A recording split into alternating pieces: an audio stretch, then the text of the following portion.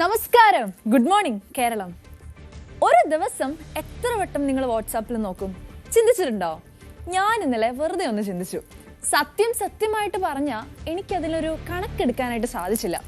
വെറുതെ അല്ലാട്ടോ, കാരണവുമുണ്ട് അങ്ങനെ ആലോചിക്കാൻ. ഇന്നലെ ഞാൻ ഉച്ച കഴിഞ്ഞ് എൻ്റെ ഡ്യൂട്ടി കഴിഞ്ഞ ഓഫീസിൽ നിന്ന് ഇറങ്ങുമ്പോൾ ഞങ്ങളുടെ നാഷണൽ ചാനലായ CNN News 18 കണ്ട ഒരു വാർത്തയാണ് ആ കാരണം.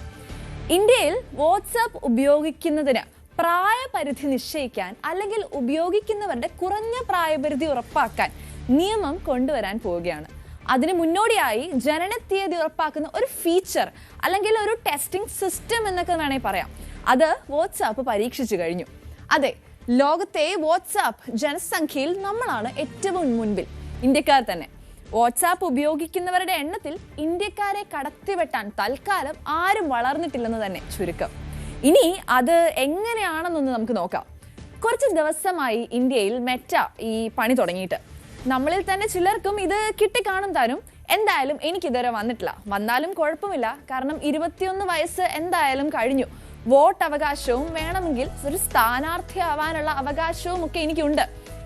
ഈ സ്ക്രീനിൽ കാണുന്നത് പോലുള്ള മെസ്സേജുകളാണ് പലർക്കും വന്നതെന്നാണ് റിപ്പോർട്ടുകൾ.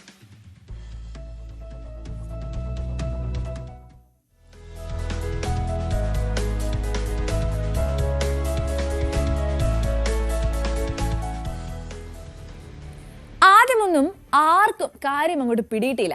മെറ്റയും സുക്കറണ്ണനും ചോദിച്ചതല്ലേ, ശരിക്കും ബിരിയാണി കിട്ടിയാലോ എന്നൊക്കെ കരുതി ചിലര് ഡേറ്റ് ഓഫ് ബർത്ത് ഒക്കെ കൊടുത്തിട്ടുണ്ട്. ചിലർ ഇപ്പോഴും ഈ അലേർട്ട് നോക്കിയിരിപ്പാണ്. വാട്സാപ്പ് കാര്യം വളച്ചുകെട്ടില്ലാതെ പറയുന്നുണ്ട്, സംഗതി ഇന്ത്യയിൽ മാത്രമാണ്. വരാനിരിക്കുന്ന നിയമം പാലിക്കാനായി നിങ്ങളുടെ പ്രായം ഞങ്ങൾക്ക് സ്ഥിരീകരിക്കേണ്ടതുണ്ട്. അതുകൊണ്ട് ദയവായി ജനനത്തീയതി അപ്ഡേറ്റ് ചെയ്യുക. ഇതാണ് സംഗതിയുടെ മലയാളം. ഡേറ്റ് ഓഫ് ബർത്ത് ചോദിക്കുന്നത് ബർത്ത്ഡേക്ക് കേക്ക് കൊറിയർ ചെയ്ത് തരാനുള്ള പുതിയ പദ്ധതിയാണെന്നൊന്നും ആരും കരുതി കാണില്ലെന്ന് എനിക്കറിയാം. എന്താണ് സംഭവം എന്നല്ലേ? ഒരാഴ്ച മുൻപ് റെഡിറ്റിൽ വന്ന പോസ്റ്റാണിത്.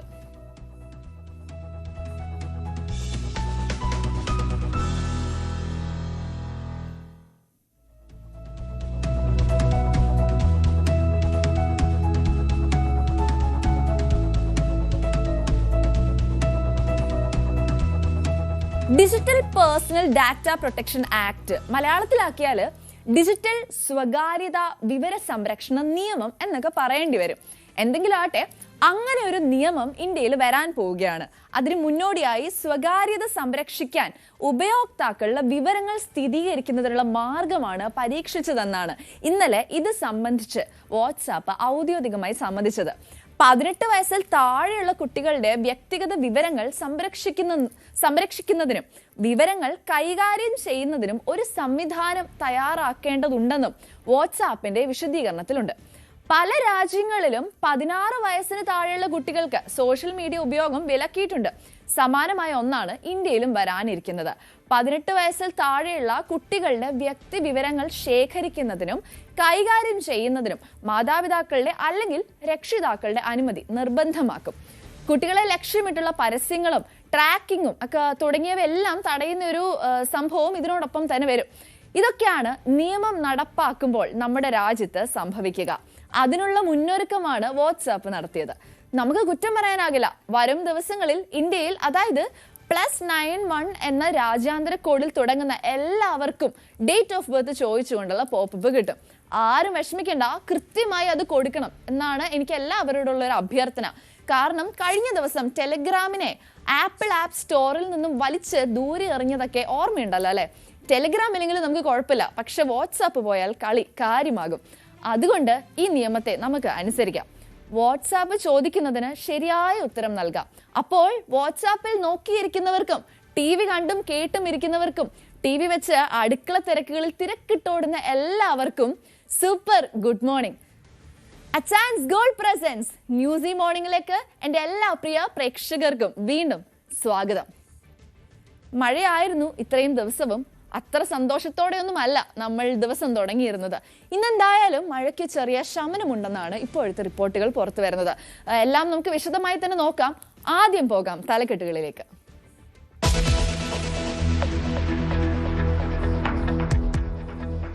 സംസ്ഥാനത്ത് ഇന്നും കനത്ത മഴ.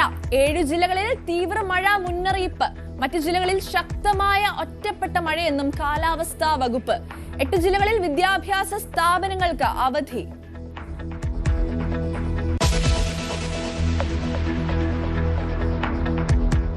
കടൽ പ്രക്ഷുബ്ധം. കാസർഗോഡ് തീരത്ത് കനത്ത ആശങ്ക. തിരുവനന്തപുരം മുതലപ്പുഴയിൽ കാണാതായ 5 തെങ്ങ് സ്വദേശിക്കായുള്ള തിരച്ചിൽ തുടരുമെന്ന് മന്ത്രി CP ജോൺ. കടലിലെ രക്ഷാപ്രവർത്തനത്തിൽ മത്സ്യത്തൊഴിലാളികളെയും ഉൾപ്പെടുത്തുമെന്ന് മന്ത്രി. സർക്കാർ ഷിജിന്റെ കുടുംബത്തിനൊപ്പമെന്നും CP ജോൺ.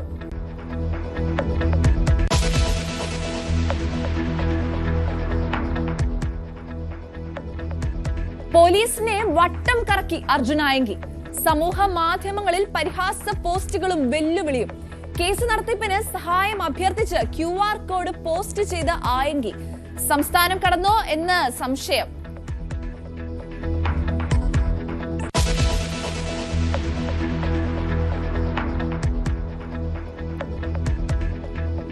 സാമൂഹ്യ സുരക്ഷാ പെൻഷൻ ബാങ്ക് വഴി ആക്കിയ നടപടിയിൽ പ്രതിഷേധം ശക്തം. അർഹർക്ക് പെൻഷൻ നൽകാതിരിക്കാനുള്ള സർക്കാർ തന്ത്രമെന്ന് ആരോപണം. സഹകരണ ബാങ്കാണ് സർക്കാരിന്റെ പ്രശ്നമെങ്കിൽ സർക്കാർ നേരിട്ട് വീടുകളിൽ പെൻഷൻ എത്തിക്കണമെന്നും ആവശ്യം.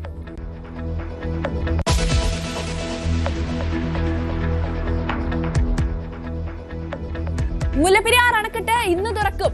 വെള്ളം തുറന്നുവിടുന്നത് തമിഴ്നാട്ടിലെ ജലസേചനത്തിനായി. നടപടി തമിഴ്നാട് സർക്കാരിന്റെ ഉത്തരവ് പ്രകാരം.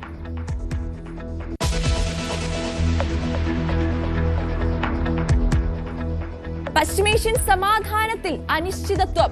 Trump നാടകക്കാരനെന്നും Iran. ഹോർമൂസ് അമേരിക്കയുടെ നിയന്ത്രണത്തിലെന്ന ട്രംപ്. വെടിനിർത്തൽ കരാർ ഉടനെന്നും അവകാശവാദം.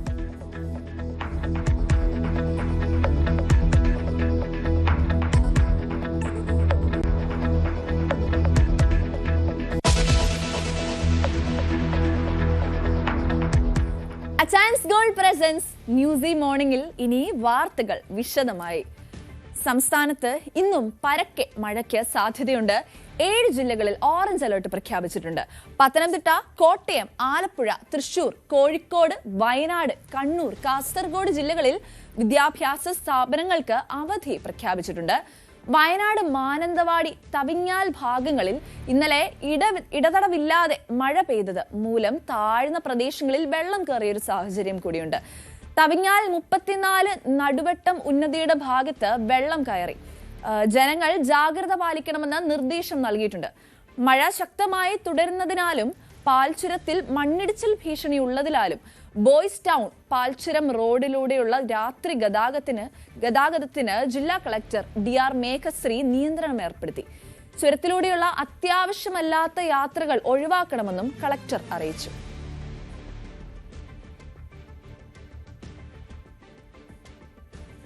കാസർഗോഡ് ജില്ലയിൽ നിന്നും ബൈജു ആണ് നമ്മളോടൊപ്പം ചേരുന്നത്. ബൈജു, എന്തൊക്കെയാണ് കാസർഗോഡ് ജില്ലയിൽ നിന്നുള്ള വിശദാംശങ്ങൾ? മഴ കനക്കുന്നുണ്ടോ? എന്താണ് അവിടുത്തെ ഇപ്പോഴത്തെ സാഹചര്യം? വരും മണിക്കൂറുകളിൽ അതിതീവ്ര മഴ പ്രവചനമാണ് കാസർഗോഡുള്ളത്. അതുകൊണ്ട് തന്നെ അതീവ ജാഗ്രതാ നിർദ്ദേശം നൽകിയിട്ടുണ്ട്. എന്തായാലും വലിയ തോതിലുള്ള ഒരു വെള്ളക്കെട്ട് കാസർഗോഡ് ജില്ലയിൽ രൂപപ്പെട്ടില്ല എന്ന് പറയേണ്ടി വരും. കാരണം ഇടവിട്ടാണ് ഈ മഴ വരുന്ന ഒരു സാഹചര്യമുള്ളത്. പക്ഷെ അങ്ങനെയല്ല, ഇനി വരും മണിക്കൂറുകളിൽ അതിശക്തമായ മഴ ഉണ്ടാകുമെന്നാണ് ഇപ്പോൾ പ്രവചനമുള്ളത്. എന്തായാലും തീരപ്രദേശങ്ങളിൽ ഇപ്പോഴും കടലാക്രമണം രൂക്ഷമായി തുടരുന്നു എന്നതാണ് കാസർഗോഡ് ജില്ലയിൽ ഏറ്റവും വലിയ ആശങ്കയുണ്ടാക്കുന്ന കാര്യം. കഴിഞ്ഞ 2 ആഴ്ചയോളമായി തീരപ്രദേശത്ത് വലിയ ബുദ്ധിമുട്ടാണ് ആളുകൾക്ക്. പല വീടുകളിലും കടലെടുത്ത സാഹചര്യമുണ്ട്. അതോടൊപ്പം ഇപ്പോൾ നിരവധി വീടുകൾ കടലാക്രമണ ഭീഷണിയിലാണ്. ശാരദാനഗർ, ഉപ്പള, മുസോടി, തൈക്കടപ്പുറം തുടങ്ങിയ മേഖലകളിലെല്ലാം രൂക്ഷമായ കടലാക്രമണമുണ്ട്. എന്തായാലും തീരപ്രദേശത്തും അതീവ ജാഗ്രതാ നിർദ്ദേശമുണ്ട്. ഇന്നും വിദ്യാഭ്യാസ സ്ഥാപനങ്ങൾക്ക് അവധിയാണ്. തുടർച്ചയായ 7ാം ദിവസമാണ് ഇപ്പോൾ വിദ്യാഭ്യാസ സ്ഥാപനങ്ങൾക്ക് അവധി നൽകുന്നത്. ഏതെങ്കിലും തരത്തിൽ വെള്ളക്കെട്ടോ അല്ലെങ്കിൽ അത്തരത്തിൽ അപകടത്തിൽ പെടുന്ന ഒരു സാഹചര്യം ഉണ്ടാകാതിരിക്കാനാണ് അങ്ങനെ ഒരു മുൻകരുതൽ നടപടി ജില്ലാ ഭരണകൂടം സ്വീകരിക്കുന്നത്. എന്തായാലും ഇപ്പോൾ മഴ മാറിയ ഒരു രീതിയിലാണ് ഉള്ളത്. പക്ഷെ അങ്ങനെയല്ല, പല സമയത്തും പെട്ടെന്നാണ് കാലാവസ്ഥ മാറുന്നതും പിന്നീട് വലിയ മഴ വരുന്ന സാഹചര്യമുള്ളത്. ഏതായാലും കഴിഞ്ഞ വർഷത്തെ അപേക്ഷിച്ച് ഇത്തവണ മഴ കുറവ് എന്ന് തന്നെ പറയേണ്ടി വരും. മലയോര മേഖലകളിലായാലും അങ്ങനെ തന്നെയാണ്. ഏതായാലും വിനോദസഞ്ചാര മേഖലകളിൽ പ്രത്യേകിച്ച് ബേക്കൽ കോട്ട ഉൾപ്പെടെ ഈ അലർട്ട് വരുന്ന സമയത്ത് നിയന്ത്രണമുണ്ട്. സഞ്ചാരികൾക്കൊക്കെ നിയന്ത്രണം ഏർപ്പെടുന്ന സാഹചര്യമുണ്ട്. അതിൽ നിലവിൽ മഴ ഇപ്പോൾ കുറഞ്ഞ് നിൽക്കുന്ന സാഹചര്യമുണ്ട്. പക്ഷേ അങ്ങനെ വരും സമയങ്ങളിൽ വലിയ അതിതീവ്ര മഴയാണ് പ്രവചനമുള്ളത്. അതുകൊണ്ട് അതീവ ജാഗ്രതാ നിർദ്ദേശമാണ് ഇപ്പോൾ ജില്ലാ ഭരണകൂടം നൽകിയിട്ടുള്ളത്. ബൈജു ആണ് കാസർഗോഡ് ജില്ലയിൽ നിന്നുള്ള വിശദാംശങ്ങൾ നമുക്ക് നൽകിയത്. ഈ പറഞ്ഞതുപോലെ കാസർഗോഡ് ജില്ലയിൽ ഇപ്പോൾ 7ാം ദിവസമാണ് തുടർച്ചയായി വിദ്യാഭ്യാസ സ്ഥാപനങ്ങൾക്ക് അവധി പ്രഖ്യാപിക്കുന്ന ഒരു സാഹചര്യമുള്ളത്. മഴയ്ക്കൊക്കെ കുറവുണ്ടെങ്കിൽ പോലും ചില സമയങ്ങളിൽ പ്രതീക്ഷിക്കാത്ത രീതിക്ക് മഴ കടുക്കുന്ന ഒരു സാഹചര്യവും അതോടൊപ്പം തന്നെയുണ്ട്. അടുത്തതായിട്ട് നമ്മളോടൊപ്പം ചേരുന്നത് ജയരാജ് ആണ്. വയനാട് ജില്ലയിൽ എന്തൊക്കെയാണ് അവസ്ഥ ജയരാജ്? ഭയക്കേണ്ട സാഹചര്യമുണ്ടോ? ഇന്നലെ രാത്രിക്ക് മഴ പെയ്തിരുന്നോ? സറ, കഴിഞ്ഞ ദിവസം വയനാട് ജില്ലയിൽ ചെറിയ രീതിയിൽ അല്ലെങ്കിൽ ശക്തമായ മഴ എന്ന് പറയാൻ പറ്റില്ല, ചില സ്ഥലങ്ങളിൽ ശക്തമായ മഴയും ഉണ്ടായിരുന്നു. എന്നാൽ ഇപ്പോഴത്തെ ഒരു അവസ്ഥ വെച്ച് ആകാശം മൂടിക്കെട്ടിയാണ് നിൽക്കുന്നതെങ്കിലും അങ്ങനെ പേടിക്കേണ്ട രീതിയിലുള്ള ഒരു മഴ പെയ്യുന്നില്ല എന്നുള്ളതാണ് ഇപ്പൊ നമുക്കൊരു ആശ്വാസം. എന്തായാലും ഇന്നലെ ഏറ്റവും കൂടുതൽ മഴ ലഭിച്ചത് വയനാട്ടിലെ മാനന്തവാടി എന്ന് പറയുന്ന സ്ഥലത്താണ്. മാനന്തവാടി, പേരിയ, അതുപോലെ തന്നെ തൊണ്ടർനാട് എന്ന് പറയുന്ന സ്ഥലങ്ങളിലാണ്. തവിഞ്ഞാൽ, പേരിയ, തൊണ്ടർനാട് എന്നീ ഭാഗങ്ങളിലാണ് ഇന്നലെ നിൽക്കാതെ മഴ പെയ്തത്. അതുകൊണ്ട് തന്നെ അവിടെ താഴ്ന്ന പ്രദേശങ്ങളിൽ ഇന്നലെ ചെറുതായി വെള്ളം കയറിയിരുന്നു. അതുകൊണ്ട് തന്നെ ഇന്നലെ ആ പ്രദേശത്ത് ഏതാണ്ട് തൊട്ടടുത്തുള്ള ഒരു നടുമുട്ടമ്മൽ എന്ന് പറയുന്ന ഒരു ഉന്നതിയിലെ 11ഓളം കുടുംബങ്ങളെ ഇന്നലെ രാത്രി ഒരു സ്കൂളിലെ ദുരിതാശ്വാസ ക്യാമ്പിലേക്ക് മാറ്റിയിട്ടുണ്ട്. പല സ്ഥലത്തും ചെറിയ രീതിയിൽ വെള്ളം കയറുന്നുണ്ട്. അതുകൊണ്ട് തന്നെ ഇന്നലെ രാത്രി അവർ സുരക്ഷിതമായ ഏതാണ്ട് 11 കുടുംബങ്ങളിലെ 30ഓളം പേരെ ഇന്നലെ ക്യാമ്പിൽ എത്തിച്ചിട്ടുണ്ടെന്നുള്ളതാണ് നമുക്കറിയാൻ കഴിയുന്നത്. എന്തായാലും ഇന്ന് മഴയ്ക്ക് അല്പം ആശ്വാസമുണ്ട്. ജില്ലയിൽ ഇന്ന് ഓറഞ്ച് അലർട്ടാണ് പ്രഖ്യാപിച്ചിട്ടുള്ളത്. അതുപോലെ തന്നെ ജില്ലയിൽ ശക്തമായ മഴ തുടരുന്ന സാഹചര്യത്തിൽ തന്നെ വയനാട് മാനന്തവാടി പാൽച്ചുരത്തിലെ മണ്ണിടിച്ചിൽ ഭീഷണിയുള്ളതിനാൽ ബോയ്സ് ടൗൺ പാൽച്ചുരം വഴിയുള്ള രാത്രി യാത്രാ ഗതാഗതത്തിന് ഇന്നലെ കളക്ടർ നിയന്ത്രണം ഏർപ്പെടുത്തിയിരുന്നു. ചില ചുരത്തിലൂടെയുള്ള അത്യാവശ്യമല്ലാത്ത യാത്രകൾ ഒഴിവാക്കണമെന്നും കളക്ടർ അറിയിക്കുകയും ചെയ്തിരുന്നു. എന്തായാലും ഇവിടെയുള്ള നിയന്ത്രണങ്ങളെല്ലാം അതുപോലെ തന്നെ ഉണ്ട്. ഈ കാലാവസ്ഥ പ്രവചന പ്രകാരം 9ാം തീയതി വരെ, അതായത് നാളെ വരെ മഴ ഉണ്ടാകും എന്നുള്ള ഒരു അറിയിപ്പാണ് കിട്ടിയിട്ടുള്ളത്. അതുകൊണ്ട് തന്നെ നിയന്ത്രണങ്ങൾക്കൊന്നും മാറ്റം വരുത്തിയിട്ടില്ല. പക്ഷേ ഇന്നത്തെ ഒരവസ്ഥ വെച്ച് തുടക്കത്തിൽ പറഞ്ഞതുപോലെ തന്നെ മൂടിക്കെട്ടിയ ഒരു ആകാശമാണ്. ഒരുപക്ഷെ മഴ ശക്തമായി പെയ്യാനുള്ള സാധ്യതയുണ്ട്. വയനാടിനെ സംബന്ധിച്ച് നമ്മൾ പ്രതീക്ഷിക്കാത്ത രീതിയിലാണ്. കാരണം പെട്ടെന്ന് മഴ വരിക, അല്പനേരത്തിന് ശേഷം ഒരു ശാന്തമായ കാലാവസ്ഥയാവും, ചെറിയ വെയിലും വരും, പക്ഷെ വീണ്ടും പെട്ടെന്ന് മഴ വരും. ആ മഴ ശക്തിയായി നിൽക്കുന്ന ഒരു അവസ്ഥയാണുള്ളത്. എന്തായാലും പറയത്തക്ക രീതിയിലുള്ള അല്ലെങ്കിൽ ഭയപ്പെടുത്തുന്ന രീതിയിലുള്ള പ്രശ്നങ്ങളൊന്നും ഇപ്പം നിലവിലില്ല സാറ. ശരി, വയനാട് ജില്ലയിൽ നിന്നും ജയരാജാണ് നമ്മളോടൊപ്പം ചേർന്നത്. നമ്മളിപ്പോൾ കേട്ടതുപോലെ തന്നെ വയനാട് ജില്ലയിലെ നിയന്ത്രണങ്ങൾ തുടരുന്നുണ്ട്. പക്ഷെ എന്നാൽ പോലും ഭയക്കേണ്ട ഒരു സാഹചര്യമൊന്നും ഇല്ല അവിടെ. ഇനി മഴ പെയ്യാനുള്ള സാധ്യതയുണ്ട്, നിയന്ത്രണങ്ങളുണ്ട്, എല്ലാവരും സുരക്ഷിതരായി ഇരിക്കുക എന്നുള്ളൊരു ആകാശം മൂടിക്കെട്ടിയാണ് നിൽക്കുന്നതെന്നും അദ്ദേഹം പറയുകയുണ്ടായി. അതുകൊണ്ട് തന്നെ എല്ലാ ജാഗ്രതാ നിർദ്ദേശങ്ങളും എല്ലാവരും കീപ്പ് ചെയ്യുക. പ്രത്യേകിച്ച് മാനന്തവാടി പോലുള്ള ഭാഗങ്ങളിൽ ഇന്നലെയൊക്കെ നല്ലപോലെ മഴ പെയ്തെന്നാണ് നമുക്കറിയാൻ സാധിക്കുന്നത്.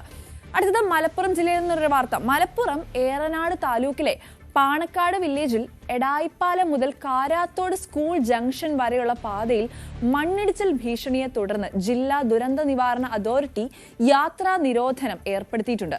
രാത്രി യാത്ര അനുവദിക്കില്ല. റെഡ്, ഓറഞ്ച് അലേർട്ടുള്ള ദിവസങ്ങളിൽ പകലും യാത്ര അനുവദിക്കില്ല. ഓഗസ്റ്റ് 14 വരെ ഈ നിയന്ത്രണം തുടരുമെന്ന് ജില്ലാ കളക്ടർ വ്യക്തമാക്കിയിട്ടുണ്ട്. മുല്ലപ്പെരിയാർ അണക്കെട്ടിന്റെ ഷട്ടർ ഇന്ന് തുറക്കും. തമിഴ്നാട്ടിലെ ജലസേചനത്തിനായാണ് വെള്ളം തുറന്നുവിടുന്നത്. ഇടുക്കി ജില്ലയിൽ നിന്നുള്ള വിവരങ്ങളുമായി സ്റ്റാലിനാണ് നമ്മളോടൊപ്പം ചേരുന്നത്. സ്റ്റാലിൻ, എന്താണ് ഇടുക്കി ജില്ലയിൽ നിന്നുള്ള വാർത്ത? മുല്ലപ്പെരിയാർ അണക്കെട്ടിൽ നിന്നും കാർഷിക ആവശ്യങ്ങൾക്ക് തമിഴ്നാട്ടിലേക്ക് വെള്ളം കൊണ്ടുപോകുന്ന ഷട്ടറാണ് ഇന്ന് തുറക്കുമെന്ന് അവർ അറിയിച്ചിട്ടുള്ളത്. അത് പ്രകാരം തേക്കടിയിലാണ് ഈ ഷട്ടർ ഉള്ളത്. തേക്കടിയിൽ രാവിലെ 10:30, 10:30 ഷട്ടർ തുറക്കുമെന്ന് അറിയിച്ചിട്ടുണ്ട്. സാധാരണഗതിയിൽ എല്ലാ ജൂൺ മാസങ്ങളിലും ഈ ഷട്ടർ തുറന്ന് കാർഷിക ആവശ്യങ്ങൾക്ക് വേണ്ടിയിട്ടുള്ള വെള്ളം അവർ പ്രത്യേകം തുറന്നുവിട്ട് കൊണ്ടുപോകാറുള്ളതാണ്. എന്നാൽ ഈ തവണ പ്രദേശത്ത് മഴയുടെ കുറവും ഡാമിലേക്കുള്ള നീരൊഴുക്കിന്റെ കുറവും മൂലം വെള്ളത്തിന്റെ അളവ് കുറവായതിനാലാണ് തുറക്കാതിരുന്നത്. 14,707 ഏക്കർ സ്ഥലത്തെ കാർഷിക ആവശ്യങ്ങൾക്ക് വേണ്ടിയിട്ടാണ് ഈ വെള്ളം തുറന്നു വിടുന്നത്. എല്ലാ വർഷവും കൃത്യമായി ഇത് ജൂൺ മാസത്തിൽ തുറന്നിരുന്നു. എന്നാൽ ഈ തവണ തുറക്കാൻ കഴിഞ്ഞില്ല. എന്നാലും ഇന്ന് 10:30 കൂടി തേക്കടിയിലെ ഈ ഷട്ടർ തുറക്കുമെന്നും മന്ത്രി നിർമ്മൽ കുമാർ വന്ന് ഇതിൽ പങ്കെടുക്കുമെന്നും അറിയിച്ചിട്ടുണ്ട്. ഇനി മന്ത്രി എത്തിയില്ലെങ്കിൽ തേനി കളക്ടറാവും ഇത് ചെയ്യുക. എന്തായാലും മഴയുടെ ശക്തി പൊതുവെ ജില്ലയിൽ കുറഞ്ഞു നിൽക്കുകയാണ്. അതേസമയം മുല്ലപ്പെരിയാറിലേക്കുള്ള നീരൊഴുക്കും കാര്യമായി ശക്തമായിട്ടില്ല. എന്തായാലും 121 അടിയാണ് ഇപ്പോഴത്തെ മുല്ലപ്പെരിയാർ ഡാമിലെ ജലനിരപ്പ്. 118 അടിക്ക് താഴെ 118 അടിക്ക് ശേഷം മാത്രമേ ഈ ഷട്ടർ സാധാരണഗതിയിൽ തുറക്കാൻ കഴിയൂ. അതുകൊണ്ട് തന്നെ 120 ശേഷം തുറക്കാൻ വേണ്ടി കാത്തിരിക്കുകയായിരുന്നു. അതുകൊണ്ടാണ് ഇന്ന് 10:30 കൂടി വെള്ളം തുറന്നു വിടാനായിട്ട് അവർ തീരുമാനിച്ചിട്ടുള്ളത്. സാറാ, ശരി. സ്റ്റാലിനാണ് ഇടുക്കി ജില്ലയിൽ നിന്നും നമ്മളുമായി ചേർന്നത്. മുതലപ്പൊഴിയിൽ കടലിൽ കാണാതായ അഞ്ചുതെങ്ങ് സ്വദേശി ഷിജിനായുള്ള തിരച്ചിൽ നിർത്തുകയില്ലെന്ന് മന്ത്രി CP ജോൺ ഉറപ്പു നൽകി. 10 മത്സ്യത്തൊഴിലാളികളെ കൂടി ഉൾപ്പെടുത്തി രക്ഷാപ്രവർത്തനം ഊർജിതമാക്കും. ഷിജിന്റെ കുടുംബാംഗങ്ങൾ, ഇടവക വികാരി ഫാദർ സന്തോഷ്, മത്സ്യത്തൊഴിലാളി പ്രതിനിധികൾ എന്നിവരുമൊക്കെയായി അഞ്ചുതെങ്ങ് സെന്റ് പീറ്റേഴ്സ് ഫൊറോന പള്ളിയിൽ മന്ത്രി ചർച്ച നടത്തുകയുണ്ടായി. ഷിജിന്റെ ഭാര്യയുടെയും കുടുംബത്തിന്റെയും ദുഃഖത്തിൽ സർക്കാർ പൂർണ്ണമായും ഒപ്പമുണ്ടെന്നും CP ജോൺ വ്യക്തമാക്കി. ഷിജിന്റെ പത്നി സ്റ്റിജി ഷിജിനും ഇവിടെയുണ്ട്.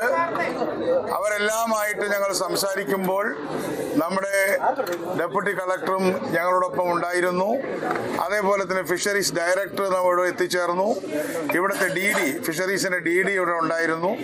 ഞങ്ങളെല്ലാം ആ കാര്യങ്ങൾ സംസാരിച്ചുകൊണ്ടിരിക്കുകയാണെങ്കിൽ എത്തിച്ചേർന്ന ചില കാര്യങ്ങൾ നിങ്ങളോട് അറിയിക്കാനാണ് നിൽക്കുന്നത്. ഒന്ന്, ഒരു നിലയിലും നമ്മൾ അന്വേഷണം നിർത്തിവെക്കുന്നില്ല. ഷിജിന് വേണ്ടിയിട്ടുള്ള അന്വേഷണം നിർത്തിവെക്കുന്നില്ല എന്ന് മാത്രമല്ല, പൂർണ്ണമായ തൃപ്തിയോടുകൂടി കുടുംബത്തെ ബോധ്യപ്പെടുത്തിക്കൊണ്ട് അന്വേഷണം തുടരേണ്ട അത്രയും തുടരും എന്നതാണ് ഒന്നാമത്തെ തീരുമാനം.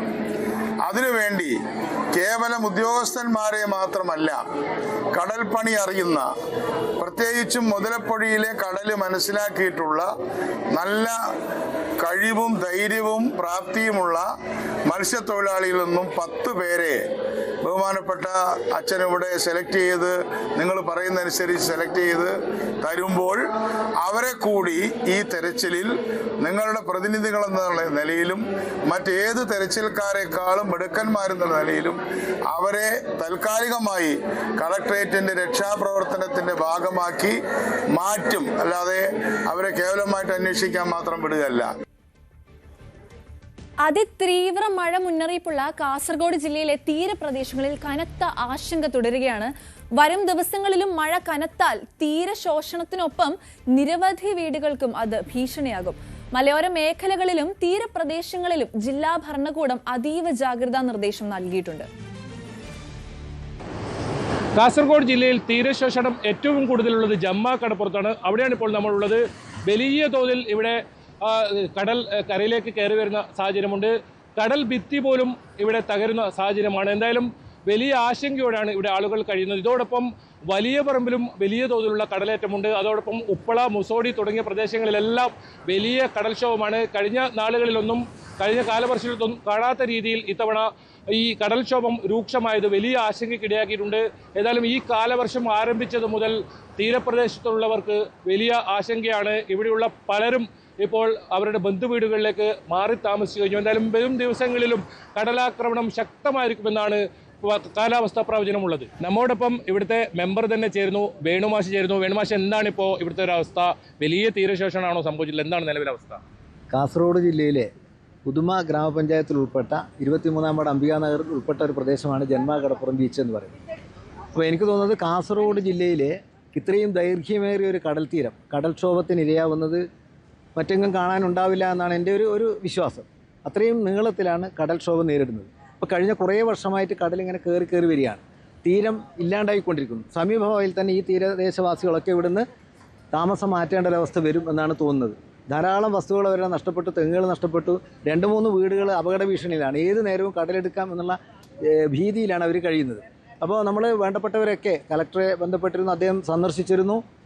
പിന്നെ റവന്യൂ അധികൃതർ വന്നു, ഇറിഗേഷൻ ഡിപ്പാർട്ട്മെൻറ്റുകാർ വന്നു. എല്ലാവരും ഇത് ഈ കാലവർഷം എന്ന് പറയുന്ന ഒരു മഴക്കാലത്ത് മാത്രം ഉണ്ടാകുന്ന ഒരു പ്രതിഭാസമായതുകൊണ്ട് തന്നെ ഈ സന്ദർശനവും ആ ഒരു സമയത്ത് മാത്രം ഒതുങ്ങിപ്പോകുന്നു എന്നുള്ളതാണ് ഈ പ്രദേശവാസികളുടെ ഒരു പ്രതിഷേധം എന്ന് പറയുന്നത്. മഴ കാണാൻ വരുന്നു, കടൽ കാണുന്നു, ദുരന്തം കാണുന്നു, കണ്ണീര് വാർക്കുന്നു, തിരിച്ചു പോകുന്നു. പക്ഷേ ഇത് അനന്തര നടപടികളൊന്നും തന്നെ ഉണ്ടാകുന്നില്ല. അപ്പോൾ ഞങ്ങളുടെ ആവശ്യം എന്ന് പറയുന്നത് സ്ഥായിയായ ഒരു പരിഹാരമാണ്. ഇവിടുത്തെ സമീപവാസികളും ക്ലബ്ബുകളൊക്കെ ചേർന്നിട്ട് താൽക്കാലികമായ സംവിധാനങ്ങളൊക്കെ ചെയ്യുന്നുണ്ട്. പിന്നെ ജിയോ ബാഗ് നിരത്തുന്നുണ്ട്, മറ്റു മണൽച്ചാക്കുകൾ നിരത്തിയിട്ട് താൽക്കാലികമായ കടൽ ഭിത്തി നിർമ്മിക്കുന്നുണ്ട്. പക്ഷെ അതൊന്നും ഒരു പരിഹാരമല്ല. ഞങ്ങൾക്ക് ചെല്ലാനം മോഡൽ ഒരു ടെട്രോ പാഡ് തന്നെ വേണം എന്നുള്ളതാണ് ഈ പ്രദേശവാസികളുടെ ശക്തമായ ആവശ്യം. അതിനുള്ള ഒരു നീക്കം അധികൃതരുടെ ഭാഗത്ത് ഉണ്ടാവണം എന്നാണ് പറയാനുള്ളത്. എന്താന്ന് പറഞ്ഞാൽ ഏത് നിമിഷം ഇപ്പോൾ 2-3 വീട് ഏത് നിമിഷം നഷ്ടപ്പെടുന്ന അവസ്ഥയിലാണുള്ളത്. പിന്നെ ഇതേപോലെ എല്ലാ വർഷവും എല്ലാ ആൾക്കാരും വരും, അങ്ങനെ ആക്കാം ഇങ്ങനെ ആക്കാന്ന് പറഞ്ഞ് പോകുന്നതല്ലാതെ ഇതിന് ശാശ്വതമായ ഒരു പരിഹാരം ഇതുവരെ ആയിട്ടില്ല. ഇനിയും ഇങ്ങനെ ഈ മെല്ലെപ്പോക്ക് തുടർന്നാൽ ആൾക്കാരുടെ ജീവന് അത് ഭീഷണിയായിട്ട് മാറും. ചുരുങ്ങി ഒരു 300 മീറ്റർ ഉള്ള ഉണ്ടായിരുന്നു മുമ്പേ കടപ്പുറം തെങ്ങ് ഉണ്ടായത്. അതിനപ്പുറം കാറ്റാടി മരം, അതിനപ്പുറം നമ്മൾ ഈ തേങ്ങ കൊപ്പറെല്ലാം ആക്കിയെന്ന സ്ഥലം അതിനപ്പുറമായിരുന്നു. അതെല്ലാം കടലിൽ പോയി. പിന്നെ 2009-10 കടൽ ഭിത്തി വന്നു. അതിന് മെയിൻ്റനൻസ് വന്നില്ല. ഒരു പ്രാവശ്യം വന്നതേ ഉള്ളൂ. മെയിൻ്റനൻസ് വന്നിരുന്നെങ്കിൽ ഇങ്ങനെ ആട്ടിയില്ലായിരുന്നു. മെയിൻ്റനൻസ് വന്നില്ല. അതിൽ പിന്നെ ഇതാണ് അവസ്ഥ എല്ലാ കൊല്ലവും. ഇപ്പോൾ ഈ റോഡ് നിൽക്കാൻ വേണ്ടി നമ്മൾ കയ്യിൽ നിന്ന് പൈസ എടുത്തിട്ട് നാട്ടിൽ പിരിവാക്കിയിട്ട് ഈ റോഡിന് ഇപ്പോൾ കല്ലിട്ട് നിൽക്കുന്നത്. അല്ലെങ്കിൽ റോഡ് നമുക്ക് വേറെ വഴിയില്ല, ഒറ്റ വഴിയല്ല, ഈ വഴി മാത്രമേ വേറെ വഴിയില്ല. ഇത് പോയി കഴിഞ്ഞാൽ നമ്മൾ ആകെ മുട്ടിയെന്ന് പറയാം. എന്ത് ചെയ്യാൻ? എല്ലാ കൊല്ലം ഉദ്യോഗസ്ഥന്മാർ വരുന്നത് പോകുന്നു ചെയ്യാം എന്ന് പറയുന്നതല്ലാതെ ഒരു മാറ്റം വരുന്നില്ല. എന്തായാലും വലിയ ആശങ്കയോടാണ് ഇവിടെയുള്ള ആളുകളൊക്കെ കഴിയുന്നത്. ഏത് സമയത്തും ഇവരുടെ വീടുകൾ കടലെടുക്കുമെന്ന ഒരവസ്ഥ. പല വീടുകളിലും കടലാക്രമണ ഭീഷണിയാണ്. നേരത്തെ നിരവധി വീടുകളാണ് തീരപ്രദേശങ്ങളിലെല്ലാം കടലെടുത്തത്. ഏതായാലും വരും ദിവസങ്ങളിലും ശക്തമായ മഴയുണ്ടാകും. അത് ഏറ്റവും കൂടുതൽ കാസർഗോഡ് ജില്ലയിൽ ബാധിച്ചിരിക്കുന്നത് തീരദേശവാസികളെ തന്നെയാണ്. കാസർഗോഡ് നിന്നും KV ബൈജു, ന്യൂസ് 18. അതെ, കാസർഗോഡ് ജില്ലയിൽ നിന്നുള്ള വാർത്തകളാണ് നമ്മൾ കണ്ടത്. മൂവാറ്റുപുഴ മാറാടി ഗ്രാമപഞ്ചായത്തിൽ മണ്ണിടിഞ്ഞു. പാറമടയിലെ കെട്ടിക്കിടന്ന വെള്ളത്തിലേക്കാണ് മണ്ണിടിഞ്ഞു വീണത്. ഇതിനെ തുടർന്ന് സമീപത്തെ വീടുകളിലും തോടുകളിലും വെള്ളം ഉയരുന്നു.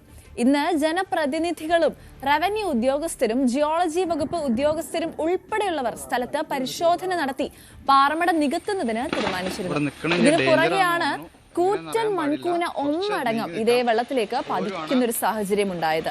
സമീപത്തെ പന്നി ഫാമിലിക്കും വീട്ടിലേക്കും വെള്ളം ഇരച്ചു കയറി. തുടർച്ചയായി ഇത്തരത്തിൽ ഈ പ്രദേശത്ത് മണ്ണിടിച്ചിൽ ഉണ്ടാകുന്നത് ജനങ്ങളെ പരിഭ്രാന്തരാക്കിയിട്ടുമുണ്ട്.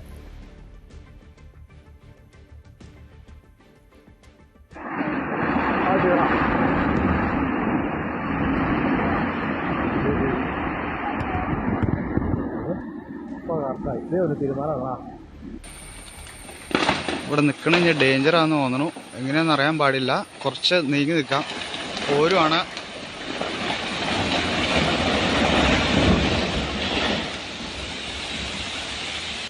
রং বিরং দেখাচ্ছে না।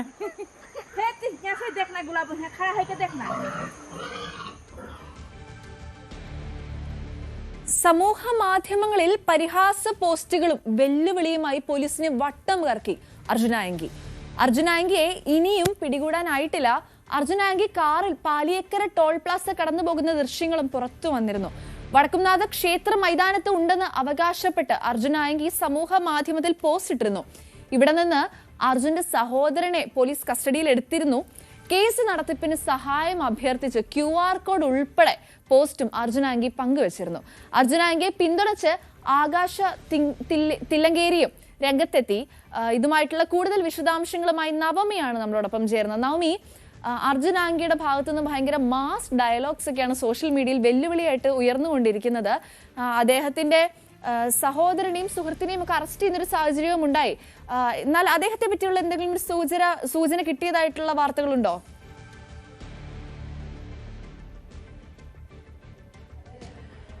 Good morning. എന്തായാലും അർജുനായങ്കിയെ പിടികൂടിയേ കേരള പോലീസ് മുട്ടുമടക്കൂ എന്നാണ് പറയപ്പെടുന്നത്. കാരണം അത്രയേറെ നിരീക്ഷണം തന്നെയാണ് അർജുനായങ്കിക്ക് നേരെ ഉള്ളത്. അർജുനായങ്കിയെ പിടികൂടാനായി പോലീസ് വല വീശിയിരിക്കുകയാണ്. അതിനിടയിലാണ് നേരത്തെ സൂചിപ്പിച്ചതുപോലെ തന്നെ സോഷ്യൽ മീഡിയയിലൊക്കെ വളരെ മാസ് ഡയലോഗുകളും സിനിമാ ക്ലിപ്പുകളും ഒക്കെ ഇട്ട് സോഷ്യൽ മീഡിയയിൽ സജീവമായിരിക്കുകയാണ് അർജുനായങ്കി അവസാന നിമിഷം വരെ. ഇപ്പോൾ മുട്ടിന് വെടിവെച്ചാലും മുട്ടുകുത്തില്ല എന്നാണ് പുതിയൊരു പോസ്റ്റിന്റെ അവസാന വാചകമായി നിർത്തിവെക്കുന്നത്. ഈ കടലിലകപ്പെട്ട മത്സ്യത്തൊഴിലാളികളുടെ ബോട്ടിലാണ് ഞാനുള്ളതെന്ന് പറഞ്ഞാൽ റോഡിലിരുന്ന് കരയുന്ന ആ സഹോദരിക്ക് അവരുടെ ഭർത്താവിനെ നേരത്തെ കിട്ടുമായിരുന്നു എന്ന ഒരു പരിഹാസ രൂപേണയുള്ള ഒരു ഫേസ്ബുക്ക് പോസ്റ്റാണ് അർജുനായങ്കി ഇട്ടിരിക്കുന്നത്. കാരണം താൻ തൃശ്ശൂരുണ്ട്, വടക്കുന്നാഥ ക്ഷേത്രത്തിന് മുന്നിലുണ്ട് എന്ന് പറഞ്ഞതുകൊണ്ട് പോലീസ് അവിടെ പാഞ്ഞെത്തി. പിന്നീട് അവിടെ നിന്ന് അർജുനായങ്കിയുടെ സഹോദരനെയും സുഹൃത്തിനെയും ഒക്കെ പിടികൂടിയപ്പോൾ അതിനെയൊക്കെ പരിഹസിച്ചുകൊണ്ടാണ് ഒരു ഫേസ്ബുക്ക് പോസ്റ്റ് അവസാനമായി അർജുനായങ്കി കുറിച്ചിരിക്കുന്നത്. എന്തായാലും കേരള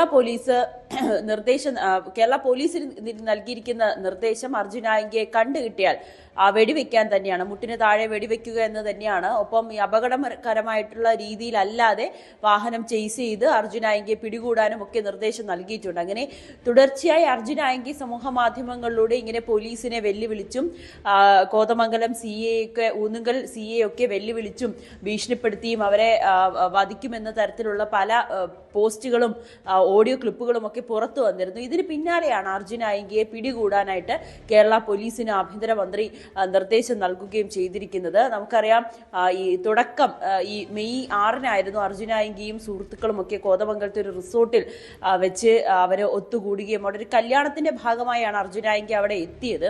പക്ഷെ പോലീസ് അർജുനായങ്കിയെ പിടികൂടിയിരുന്നു. അർജുനായങ്കിക്ക് ഒപ്പമുണ്ടായിരുന്നത് മരട് അനീഷിന്റെ സുഹൃത്തുക്കളുമായിരുന്നു. അങ്ങനെ ഇത്തരത്തിലൊരു ഗൂഢാലോചന കുറ്റം നടത്തുന്നതിന് വേണ്ടിയിട്ടുള്ള ഒരു ഒത്തുകൂടൽ എന്ന വകുപ്പ് ചുമത്തിയായിരുന്നു അന്ന് അർജുനായങ്കിയെ സുഹൃത്തുക്കളെ പിടികൂടിയത്. ഏകദേശം 10ഓളം പേരുണ്ടായിരുന്നു. അത് 4 പേരെ വെറുതെ വിട്ടു. ബാക്കിയുള്ളവരെയാണ് പിന്നീട് ജാമ്യം പോലും നിഷേധിച്ചുകൊണ്ട് റിമാൻഡിലേക്ക് പോകുന്ന സാഹചര്യം ഉണ്ടായത്. അന്ന് അർജുനായങ്കി പറയുന്നത്, അതിനുശേഷമാണ് അർജുനായങ്കി പോലീസിന് ഒരു ഭീഷണി സന്ദേശം കോതമംഗലം CAക്ക് ഭീഷണിയുമായി ഒരു ഫേസ്ബുക്ക് കുറിപ്പിട്ടത്. ആ കുറിപ്പിൽ പറയുന്നത് തനിക്കൊപ്പം ഉണ്ടായിരുന്ന ആളുകളൊക്കെ നിരപരാധിയാണ്. അതിൽ പിറ്റേ ദിവസം ശസ്ത്രക്രിയ നടത്തേണ്ട ആളുണ്ടായിരുന്നു, വിവാഹം നിശ്ചയിച്ച ആളുണ്ടായിരുന്നു, ഇവരുടെയൊക്കെ ജീവിതം തകർക്കുകയായിരുന്നു. ഇതൊരു കള്ളക്കേസായിരുന്നു എന്നാണ് അർജുനായങ്കി പറഞ്ഞത്. ഇത് കൃത്യമായിട്ടുള്ള ഒരു അന്വേഷണം നടത്തി ഈ തന്നെ അറസ്റ്റ് ചെയ്ത അന്വേഷണ ഉദ്യോഗസ്ഥനെതിരെ നടപടി വേണമെന്നായിരുന്നു അർജുനായങ്കി പറഞ്ഞത്. പെൻഷൻ പറ്റി ജീവിക്കാൻ സമ്മതിക്കില്ല എന്നൊരു ഭീഷണി കൂടിയായിരുന്നു അന്ന് ഫേസ്ബുക്കിൽ കുറിച്ചത്. അതിന് പിന്നാലെയാണ് അർജുനായങ്കിക്കെതിരെ ഊന്നുങ്കൽ പോലീസ് വീണ്ടും കേസെടുത്തത്. അത് പിന്നെ കോടതിയിലേക്ക് പോവുകയും കോടതിയിൽ അർജുനായങ്കി ജാമ്യം തേടി ഹൈക്കോടതിയെ സമീപിച്ചു. പക്ഷേ കോടതി പോലും ജാമ്യം നിഷേധിച്ചു. അർജുനായങ്കിയുടെ ഭീഷണിയെ നിസ്സാരമായി കാണാൻ പറ്റില്ല എന്നായിരുന്നു കോടതി അന്ന് നിരീക്ഷിച്ചത്. അതിന് തൊട്ടു പിന്നാലെയാണ് അർജുനായങ്കി ഒളിവിൽ പോവുകയും പക്ഷെ ഒളിവിൽ നിന്നുകൊണ്ട് ഫേസ്ബുക്കിലൂടെ ഒരു തുറന്ന പോരാട്ടം നടത്തുകയും ചെയ്തു. അതിനിടയിൽ ഊന്നുങ്കൽ CAക്ക് ഒരു ഓഡിയോ സന്ദേശവും അയച്ചു. അതിൽ പറയുന്നത് തനിക്കെതിരെ ഇത്തരത്തിൽ കള്ളക്കേസിൽ കുടുക്കിയ ഉദ്യോഗസ്ഥർക്കെതിരെ അവർക്കെതിരെ ഒരു പോരാട്ടം നയിക്കും, അല്ലെങ്കിൽ അവരെ മര്യാദയ്ക്ക് ജീവിക്കാൻ സമ്മതിക്കില്ല, അവരെ ഭീഷണിപ്പെടുത്തിക്കൊണ്ടുള്ളൊരു ഓഡിയോ സന്ദേശവും ഫേസ്ബുക്ക് പോസ്റ്റും ഒക്കെ തുടർച്ചയായി വരികയും ചെയ്തിരുന്നു. അതിനെ തുടർന്നാണ് അർജുനായങ്കിയെ പിടികൂടുന്നതിന് വേണ്ടി കേരള പോലീസിന് കർശന നിർദ്ദേശം നൽകുകയും പ്രത്യേക അന്വേഷണ സംഘത്തെ നിയോഗിച്ചുകൊണ്ട് ഇപ്പോൾ അർജുനായങ്കിയെ പിടികൂടുന്നതിന് വേണ്ടി കേരള പോലീസ് ഇപ്പോൾ സജീവമായിരിക്കുകയാണ്. എന്തായാലും ഉടനെ തന്നെ അർജുനായങ്കിയെ പിടികൂടുമെന്നാണ് അറിയാൻ സാധിക്കുന്നത്. എന്തായാലും ഏറ്റവും ഒടുവിലും അർജുനായങ്കി ഫേസ്ബുക്കിലൂടെ പോലീസിനെ വെല്ലുവിളിക്കുന്ന തരത്തിലുള്ള പല സിനിമയിലെ വീഡിയോ ക്ലിപ്പുകളും മാസ് ഡയലോഗും ഒക്കെ ഇട്ട് സോഷ്യൽ മീഡിയയിൽ സജീവമാവുകയാണ്. അതിനിടയിലാണ് അർജുനായങ്കിയുടെ സഹോദരനെയും ഒപ്പം തന്നെ ഒരു സുഹൃത്തിനെയും പോലീസ് പിടികൂടുകയും ചെയ്തിരിക്കുന്നത്. എന്തായാലും അർജുനായങ്കിനെ ഉടനെ തന്നെ പിടികൂടുമെന്നാണ് കേരള പോലീസ് അറിയിക്കുന്നത്. ശരി, കൊച്ചിയിൽ നിന്നും നവമിയാണ് നമ്മളോടൊപ്പം ചേർന്നത്. വടകര MDMA ലഹരി കേസിൽ നിർണായക അന്വേഷണ വഴിയിൽ പോലീസ് എത്തി നിൽക്കുകയാണ്. കേസിലെ മുഖ്യ കണ്ണി BRC മുൻ അധ്യാപികയായ കീർത്തനയെന്ന് പോലീസ് കണ്ടെത്തിയിരിക്കുന്നു. 2 ദിവസം കസ്റ്റഡിയിൽ ചോദ്യം ചെയ്ത ശേഷം കീർത്തനെ വീണ്ടും റിമാൻഡ് ചെയ്തു. മയക്കുമരുന്ന് ശൃംഖലയുമായി ബന്ധപ്പെട്ട സുപ്രധാന വിവരങ്ങൾ കീർത്തനയിൽ നിന്ന് ലഭിച്ചതായാണ് സൂചന.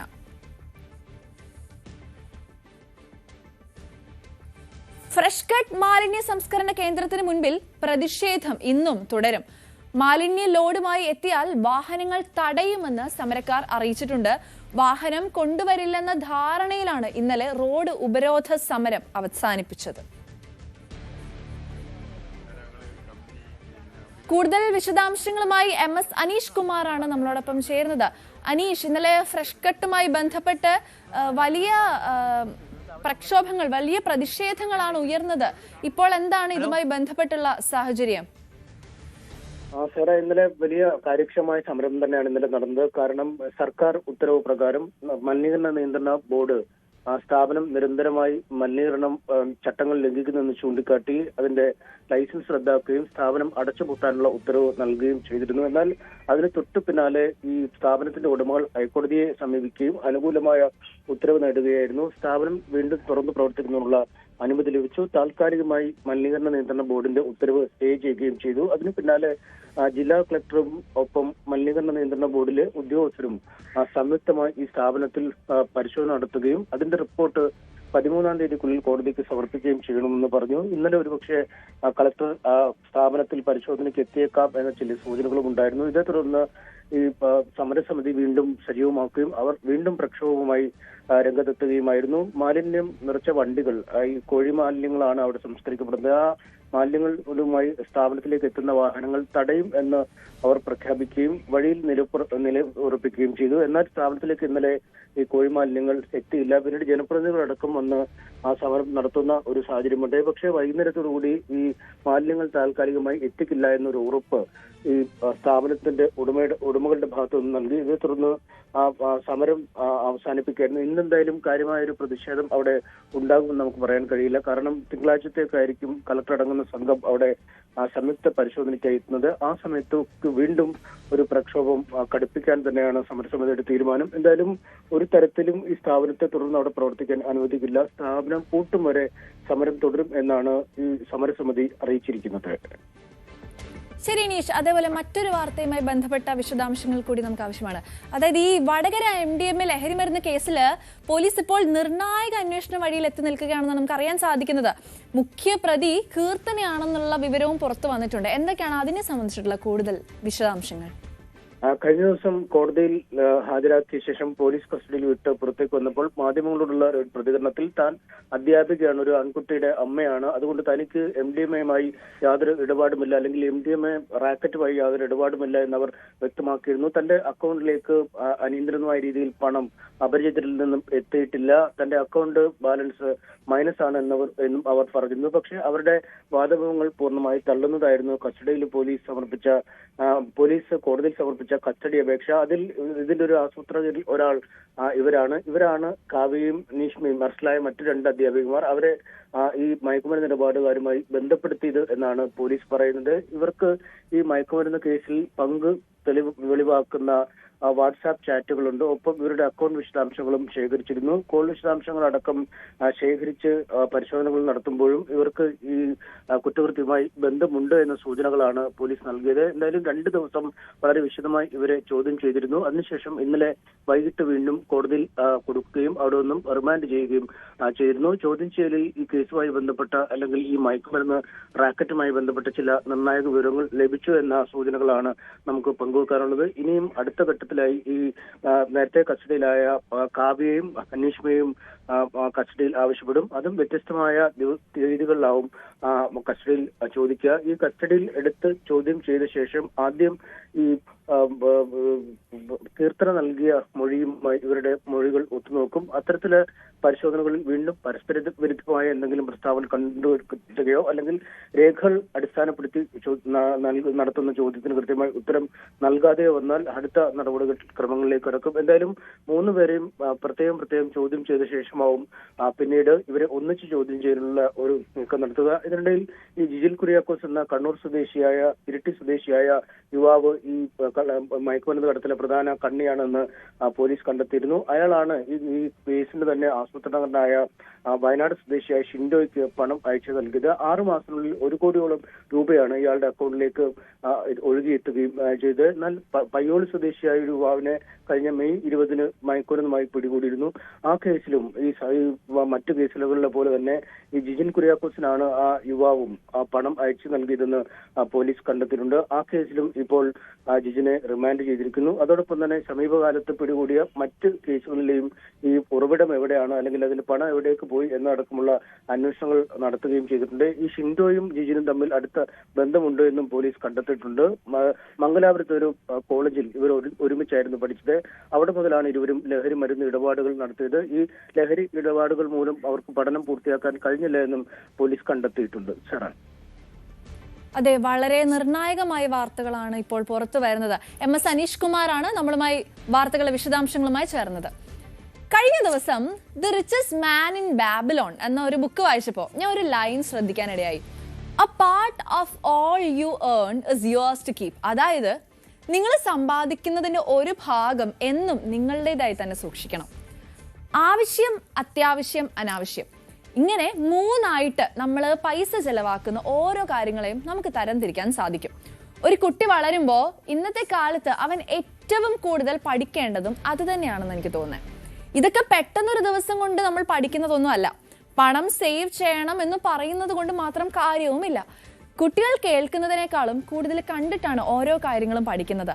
അതുകൊണ്ട് തന്നെ മണി മാനേജ്മെന്റിന്റെ ഫസ്റ്റ് ക്ലാസ് നമ്മുടെയൊക്കെ വീടുകളിൽ നിന്ന് തന്നെയാണ് തുടങ്ങേണ്ടത്. പണം എവിടെ നിന്നാണ് വരുന്നത് എന്ന് കുട്ടിക്ക് കാണിച്ചു കൊടുക്കണം. ഒരു മാസം വീട്ടിലെ എക്സ്പെൻസസ് എങ്ങനെയാണ് നമ്മൾ മീറ്റ് ചെയ്യുന്നത് എന്നുള്ളതൊക്കെ അവർ അറിഞ്ഞു തന്നെ വേണം വളരാൻ. ഷോപ്സിലൊക്കെ കയറുമ്പോൾ അവരെ സാധനങ്ങൾ വാങ്ങാൻ വിടണം. കൊടുത്ത പൈസയ്ക്കുള്ളിൽ ഒതുങ്ങുന്ന രീതിക്ക് അത് മാനേജ് ചെയ്ത് അവർ സാധനം വാങ്ങാൻ പഠിക്കണം. പൈസ ഇല്ലാണ്ടും ജീവിക്കാൻ അവരെ പഠിപ്പിക്കണം. പണം മരത്തിൽ കായ്ക്കില്ല എന്നുള്ളത് അവരെ അറിഞ്ഞു തന്നെ വളരണം. കുട്ടികൾ കേൾക്കുന്നതിനേക്കാൾ കൂടുതൽ കണ്ടു പഠിക്കുന്നവരാണെന്ന് നമുക്കറിയാലോ. പേരൻസ് എല്ലായ്പ്പോഴും ഇങ്ങനെ ഇമ്പൾസീവ് ഷോപ്പിംഗ് ഒക്കെ ചെയ്യുകയാണെങ്കിൽ കുട്ടികളും അത് തന്നെ കണ്ടുപഠിക്കുന്ന ഒരു സാഹചര്യം ഉണ്ടാവും. പക്ഷേ ആവശ്യത്തിനുള്ളത് മാത്രം വാങ്ങുകയും കുറച്ച് സേവിങ്സ് വെക്കുകയും സ്പെൻഡ് ചെയ്യുന്നതിന് മുമ്പ് 2 വട്ടം ആലോചിക്കുകയും ഒക്കെ ചെയ്യുന്ന ശീലമൊക്കെ ഒന്ന് കണ്ടു കഴിഞ്ഞാൽ അതും അവർ നാച്ചുറലി തന്നെ പിക്കപ്പ് ചെയ്യും. സ്കൂളിൽ മാത്സ് പഠിപ്പിക്കും, സയൻസ് പഠിപ്പിക്കും, പക്ഷേ ലൈഫിൽ സർവൈവ് ചെയ്യാൻ വേണ്ട ഫൈനാൻഷ്യൽ സ്കിൽസ് ഒക്കെ നമ്മൾ ആദ്യം പഠിക്കേണ്ടത് വീട്ടിൽ നിന്ന് തന്നെയാണ്. ഉള്ളവനെ പോലെയും ഇല്ലാത്തവനെ പോലെയും ജീവിക്കാൻ അവർ അറിഞ്ഞു തന്നെ വളരണം. ഉള്ളതിൽ നിന്ന് ഇല്ലാത്തവർക്ക് കൊടുക്കാനും നമ്മൾ അറിഞ്ഞിരിക്കണം.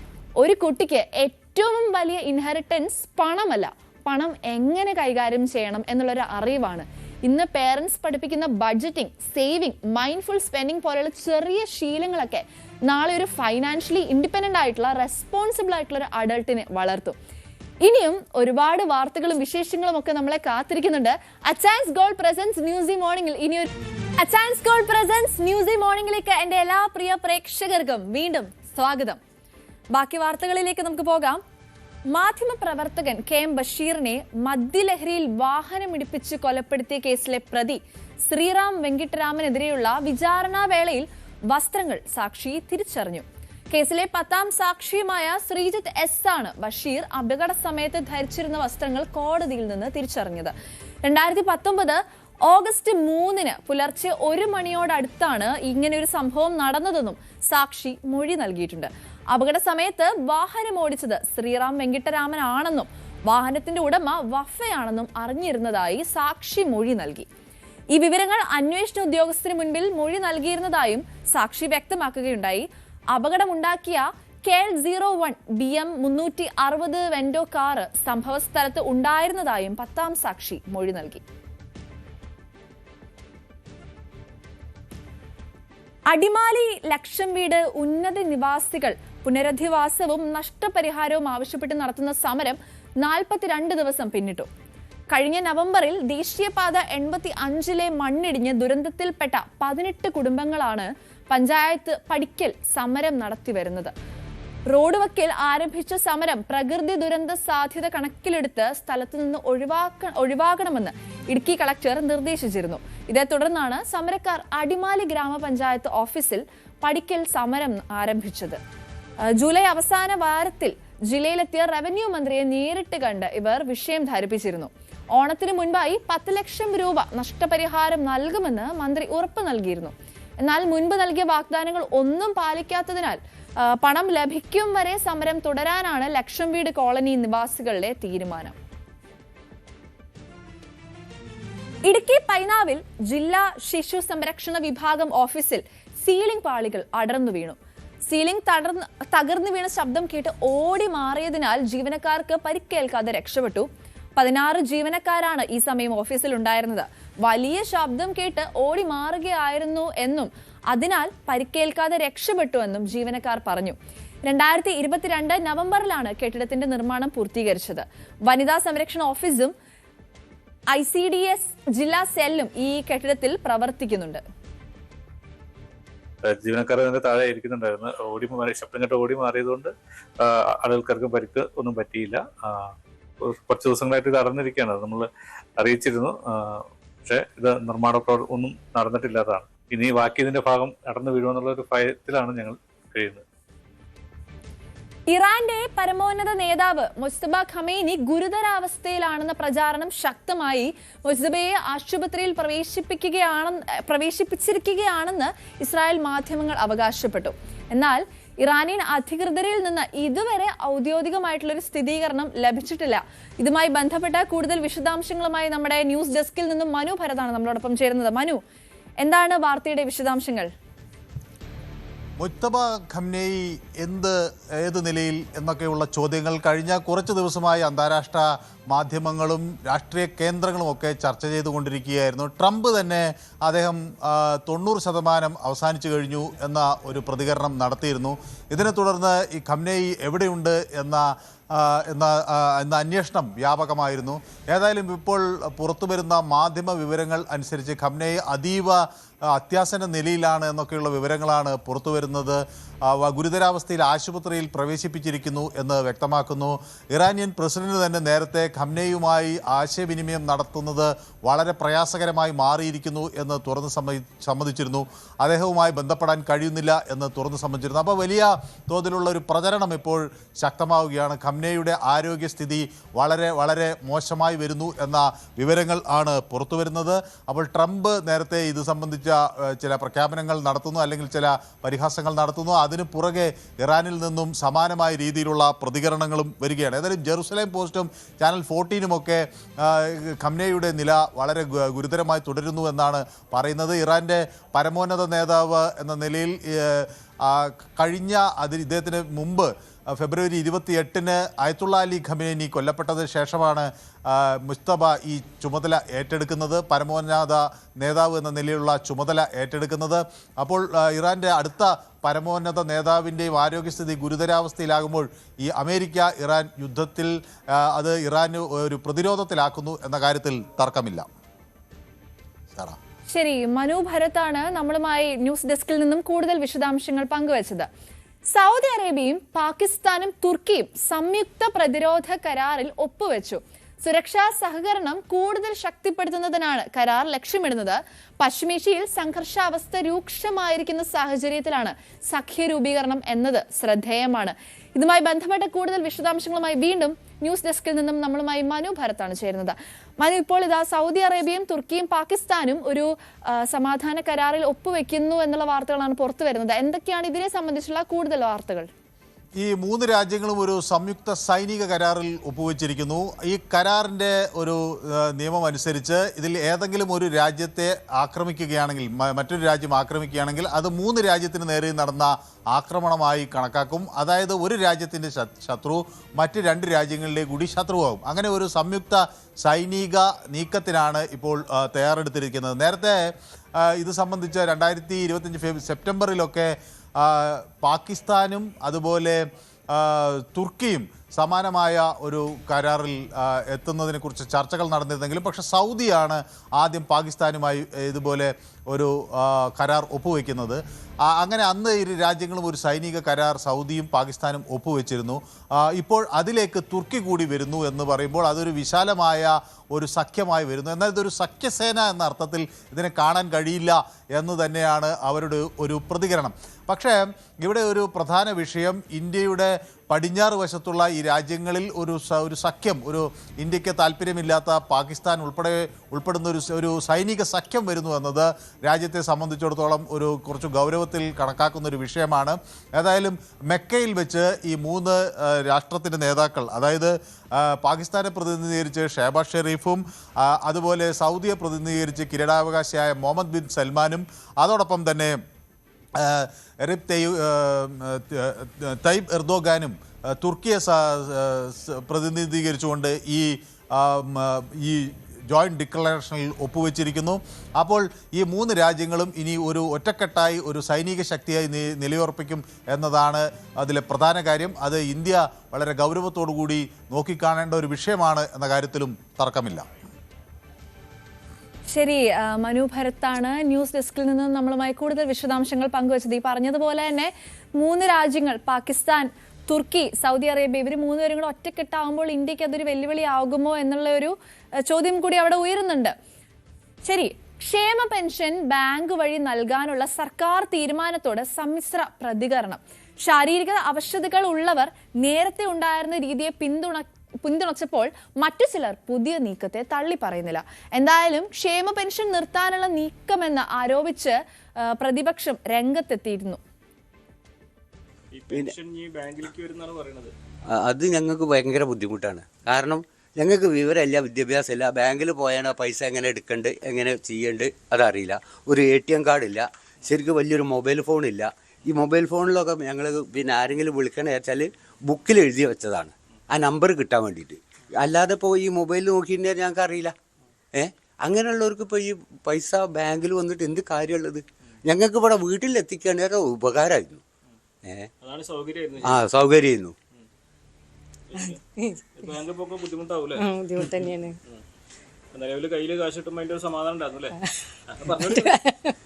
മറ്റേ ഇവിടെ കൊണ്ടു തരില്ലല്ലേ, അപ്പോൾ നല്ലതാ, വേറെ പോകുന്നു വേണ്ടല്ലോ. ബാങ്ക് പോണ്ടിരുന്നു.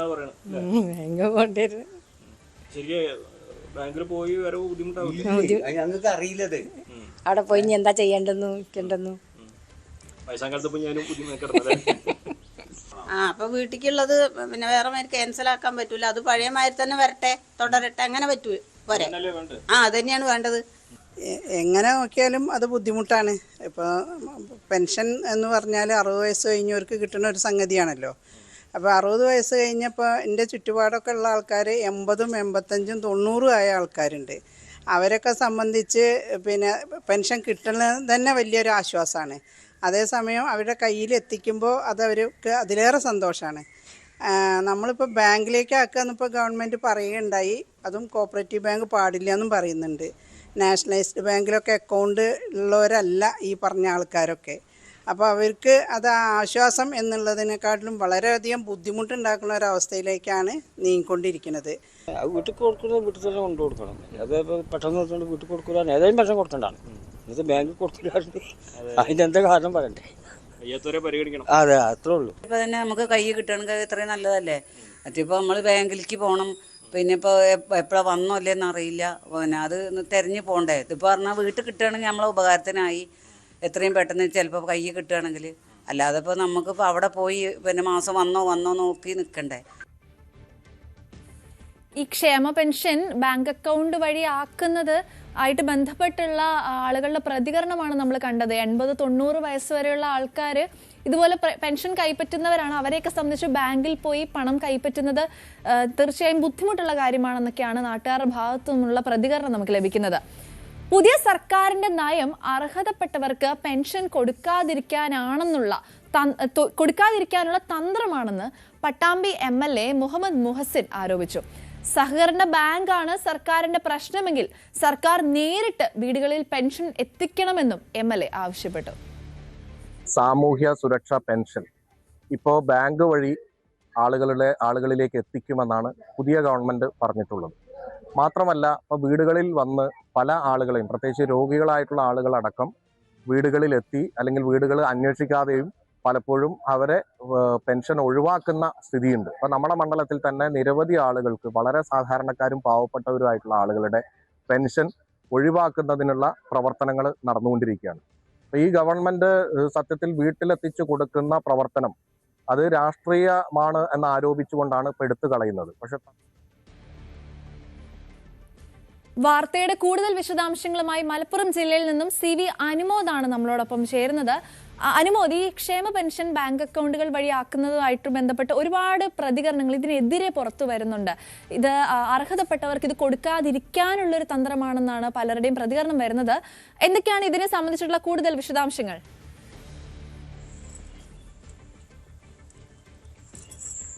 സിറ, good morning. ഇതിലേറ്റവും പ്രധാനപ്പെട്ട ഒരു കാര്യം, ഇടതുപക്ഷം ഇതിനെ രാഷ്ട്രീയമായിട്ട് വലിയ തോതിൽ വിമർശനം ഉന്നയിക്കുന്നു എന്നുള്ളതാണ്. അത് നേരിട്ട് പറയുന്നതിനേക്കാൾ കൂടുതൽ യഥാർത്ഥ ഗുണഭോക്താക്കൾക്ക് അതിൻ്റെ ഗുണഫലം ലഭിക്കാതിരിക്കാൻ ഈ ഒരു സർക്കാരിൻ്റെ നീക്കം കാരണമാകുന്നു എന്നാണ് അവർ വിശദീകരിക്കുന്നത്. ഈ കിടപ്പ് രോഗികൾക്കും അതുപോലെ മറ്റ് പ്രശ്നമുള്ളവർക്കുമൊക്കെ ഈ ഇത്തരത്തിൽ വീട്ടിലേക്ക് എത്തിക്കാനുള്ള ഒരു പ്രൊവിഷൻ ഉണ്ട് ഈ പുതിയ മാറ്റത്തിലുമെന്ന് സർക്കാർ വിശദീകരിക്കുന്നുണ്ടെങ്കിലും ഇക്കാര്യത്തിൽ പൂർണ്ണമായിട്ടും ഇനി ബാങ്കുകളിലേക്ക് പോകേണ്ടി വരുമെന്ന തരത്തിലേക്കാണ് പല ആളുകളും ഈ കാര്യം ധരിച്ചു വച്ചിരിക്കുന്നത്. ഇടതുപക്ഷമാവട്ടെ ഇത് രാഷ്ട്രീയമായിട്ടൊരു നീക്കമായിട്ടാണ് ഇതിനെ കാണുന്നത്. എന്തുകൊണ്ട് ഇത്തരത്തിലൊരു നീക്കം സർക്കാർ നടത്തുന്നുവെന്ന് ചോദിക്കുമ്പോൾ അതിൻ്റെ വിശദീകരണമൊക്കെ ഇതിനോട് തന്നെ പുറത്തു വന്നു കഴിഞ്ഞാണ് കേന്ദ്രത്തിൻ്റെ നിർദ്ദേശമാണ്, അക്കൗണ്ട് വഴി വേണം ഈ സബ്സിഡി പോലെ ഈ കാര്യങ്ങൾ നൽകുവാനെന്നുള്ളത് കേന്ദ്ര നിർദ്ദേശമാണ്, അത് പാലിക്കാൻ വേണ്ടിയാണ് എന്നാണ് സർക്കാരിൻ്റെ ഭാഗത്തുനിന്ന് വിശദീകരണം. മാത്രമല്ല പല തരത്തിലുള്ള പെൻഷൻ വരുന്നത് ഏകീകരിക്കുവാൻ ഇത്തരത്തിലുള്ളൊരു നീക്കം ഉപകരിക്കുമെന്നും അവർ പറയുന്നുണ്ട്.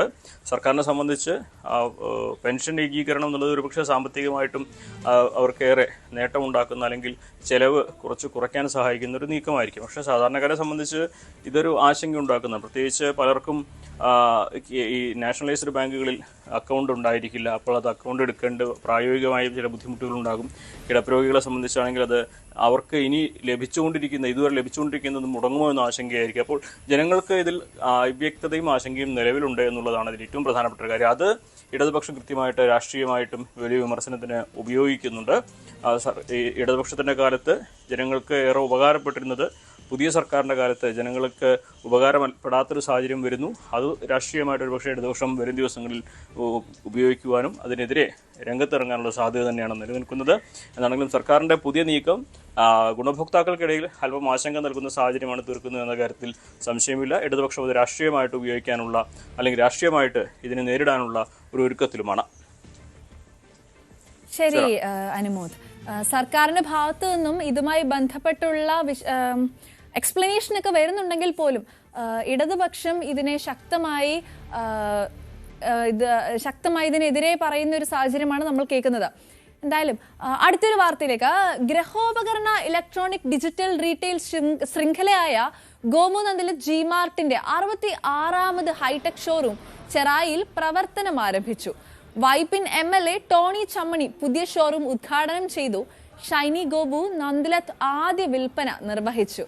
പള്ളിപ്പുറം ഗ്രാമപഞ്ചായത്ത് president EK Jayan, ward member TS Babu, Nandilath group chairman Gopu Nandilath, director Aishwarya Nandilath, executive director Arjun Nandilath, CEO PA Subair, administrative manager NP Joy എന്നിവരുടെ സാന്നിധ്യത്തിലായിരുന്നു ഭദ്രദീപം തെളിയിച്ചത്. സംസ്ഥാനത്തെ എല്ലാ നന്ദിലത്ത് ജിമാർട്ട് ഷോറൂമുകളിലും ഗൃഹോപകരണങ്ങൾക്ക് 70% വരെ വിലക്കിഴിവാണ് കമ്പനി പ്രഖ്യാപിച്ചിരിക്കുന്നത്. കൂടാതെ 2027 ജനുവരി 31 വരെ നടക്കുന്ന ലക്ക മെഗാ ഓഫറിലൂടെ തെരഞ്ഞെടുക്കപ്പെടുന്ന 25 പേർക്ക് മാരുതി സുസുക്കി ബലേനോ കാറും സ്വർണ്ണ വെള്ളി നാണയങ്ങളും LED TVകൾ, വാഷിംഗ് മെഷീനുകൾ എന്നിങ്ങനെയുള്ള ഉൾപ്പെടെയുള്ള നിരവധി സമ്മാനങ്ങളും ലഭിക്കും. ഗോപുനന്ദിൽ ജിമാർട്ടിനെ സംബന്ധിച്ചോളം കേരളത്തിന്റെ എവരി 30 കിലോമീറ്റർ പോകുമ്പോഴും ഒരു ഗോപുനന്ദിൽ ജിമാർട്ട് കാണുന്ന ഉദ്ദേശത്തോടു കൂടിയാണ് ഗോപുനന്ദിൽ ജിമാർട്ട് ഇന്ന് ചെറായിക്ക് വേണ്ടി പുതിയൊരു ഷോറൂം തുടങ്ങിയത്. ഗോപുനന്ദിൽ ജിമാർട്ടിന്റെ 66ാമത്തെ ഹൈടെക് ഷോറൂമാണ് ഞങ്ങൾ ഇന്ന് ചെറായിക്ക് സമർപ്പിച്ചത്. വിൽപ്പനയിലും വിൽപ്പനാന്തര സേവനത്തിലും മികച്ചു നിൽക്കുന്ന ഗോപുനന്ദി ജിമാർട്ട് കേരളത്തിലെ എല്ലാ ജില്ലകളിലും ഗോപുനന്ദി ജിമാർട്ടിൻ്റെ സാന്നിധ്യമുണ്ട്. ഇന്ന് ഗോപുനന്ദി ജിമാർട്ട് അക്രോസ് കേരള എല്ലായിടത്തും ഞങ്ങൾ എവരി 30 കിലോമീറ്റർ യാത്ര ചെയ്യുമ്പോൾ ഒരു ഗോപുനന്ദി ജിമാർട്ട് കണ്ടിരിക്കും. അതൊരു ഗ്യാരണ്ടിയാണ്. ചെറായിൽ ഞങ്ങളിത് 66ാമത്തെ ഷോറൂമാണ്. ശരിക്കും പറഞ്ഞു കഴിഞ്ഞാൽ എറണാകുളം ജില്ലയിൽ ഇനിയും വ്യാപിക്കാൻ ഒത്തിരി സ്ഥലങ്ങൾ ഞങ്ങൾക്ക് ബാക്കിയുണ്ട്. ഒത്തിരി ഉപഭോക്താക്കൾക്കായിട്ട് അവരുടെ കംഫർട്ട് സോണിലേക്ക് എത്തിക്കുക എന്നുള്ളതാണ് നമ്മുടെ മെയിൻ ലക്ഷ്യം. നിങ്ങൾക്കറിയാം, ഇപ്പോൾ ഇന്ന് എല്ലാവരും കംഫർട്ട് സോണാണ് നോക്കുന്നത്. എല്ലാവരും ഷോപ്പ് ചെയ്യാനായിട്ട് കംഫർട്ട് വേണം. ഈ തിരക്കിൻ്റെയും ബഹളത്തിൻ്റെ ഇടയിൽ നിന്ന് സിറ്റിയിൽ നിന്നും മാറി നിന്ന് ഉള്ള ആൾക്കാർക്കൊക്കെ ഏറ്റവും നല്ലൊരു ഓപ്ഷനാണ് ഗോപുനന്ദിലെ ജിമാർട്ടിൻ്റെ കേരളത്തിൽ അങ്ങേയറ്റമുള്ള 66 ഷോറൂമുകളും. ഈ ഷോറൂമുകളിലെല്ലാം പറയുമ്പോൾ നമ്മൾ വൈഡ് റേഞ്ച് ഓഫ് ഡിസ്പ്ലേ, ഞങ്ങൾക്ക് മറ്റാർക്കും ഇതുപോലെ ഒരു വൈഡ് റേഞ്ച് ഓഫ് ഡിസ്പ്ലേയോ അല്ലെങ്കിൽ സെലക്ഷനോ പറയാൻ പറ്റില്ല. കാരണം ഒരു മോഡൽ തന്നെ ചിലപ്പോൾ കളർ വേരിയൻറ്റ് അല്ലെങ്കിൽ അതിൽ തന്നെ സ്പെക്ക് ഡിഫറെൻ്റ് ആയിട്ടുള്ളത്, ലേറ്റസ്റ്റ് ടെക്നോളജി, അങ്ങനെ എന്നിവേണ്ട എല്ലാം നമുക്ക് ഒരു കുടക്കീഴിലാണ്. ഒരു കംപ്ലീറ്റ് ഹോമാണ് ഗോപുനന്ദിലെ ജിമാർട്ട്. ഈ ഓണക്കാലത്തെ കസ്റ്റമേഴ്സിനായിട്ട് നമ്മൾ ക്യാഷ് ബാക്ക് ഓഫേഴ്സ് ഒരുക്കി വെച്ചിട്ടുണ്ട്. നമ്മുടെ ഇന്ന് അവൈലബിൾ ആയിട്ടുള്ള എല്ലാ കമ്പനികളുടെയും ക്യാഷ് ബാക്ക് സ്കീമുകൾ നമ്മൾ ഒരുക്കിയിട്ടുണ്ട്. ഇതുകൂടാതെ Bajaj finance, IDFC finance, HDB finance, അങ്ങനെ ഫിനാൻസ് സൗകര്യങ്ങളും കസ്റ്റമേഴ്സിന് 1 EMI ഫ്രീ എന്ന രീതിയിലുള്ള സ്കീമുകളും നമ്മൾ ഒരുക്കി വെച്ചിട്ടുണ്ട് കസ്റ്റമേഴ്സിനായിട്ട്. പിന്നെ ഗോപുനന്ദി ജിമാർട്ടിനെ പറ്റി പറയാനാണെങ്കിൽ 44 വർഷത്തെ പാരമ്പര്യമുള്ള സ്ഥാപനമാണ് ഗോപുനന്ദി ജിമാർട്ട്. RK വെഡിംഗ് മാളിന്റെ കണിയാപുരത്തെ നവീകരിച്ച ഷോറൂം ഓഗസ്റ്റ് 12-ന് ഉദ്ഘാടനം ചെയ്യും. ഉദ്ഘാടന ദിവസം ആദ്യം എത്തുന്ന 1000 സ്ത്രീകൾക്ക് 1 രൂപയ്ക്ക് ബ്രാൻഡഡ് ടോപ്പും 1000 പുരുഷന്മാർക്ക് 1 രൂപയ്ക്ക് ബ്രാൻഡഡ് ടീഷർട്ടും ലഭിക്കും. ഇതുകൂടാതെ ഉദ്ഘാടനത്തോടനുബന്ധിച്ച് നിരവധി പ്രത്യേക ഓഫറുകളും സമ്മാന പദ്ധതികളും ഏർപ്പെടുത്തിയിട്ടുണ്ട്. നമുക്ക് ഈ വരുന്ന ഓഗസ്റ്റ് 12-ാം തീയതി രാവിലെ 10 മണിക്കാണ് നമ്മൾ കണിയാവരം ഷോറൂം നവീകരിച്ചതിന്റെ ഭാഗമായെന്ന് പറയുമ്പോൾ തന്നെ നമുക്ക് വലിയ വിശാലമായ രീതിയിൽ നമുക്കിപ്പോ ഒരു ഗ്രാമമൊന്നുമില്ല, ഒരു സിറ്റി ഒന്നുമില്ല. അപ്പോൾ നമ്മൾ ആ ഒരു സിറ്റിയിൽ ഉണ്ടാവുന്ന ഒരു വലിയൊരു ഫെസിലിറ്റി തന്നെയാണ് ഇപ്പൊ കണിയാവരത്ത് നമ്മൾ ആഗ്രഹിച്ച് അതിന്റെ വർക്ക് നടത്തി അത് 12-ാം തീയതി തന്നെ നമുക്കത് ഓപ്പൺ ചെയ്യാൻ വേണ്ടി അറിയിക്കാൻ കൂടിയാണ് മെയിനായിട്ട് ഞാനിപ്പോ വന്നിരിക്കുന്നത് തന്നെ. ഇപ്പം മാർക്കറ്റിൽ ഇറങ്ങുന്ന, അതായത് ഏറ്റവും പുതിയത് ഇറങ്ങുന്നത് മുംബൈയിലാണ്.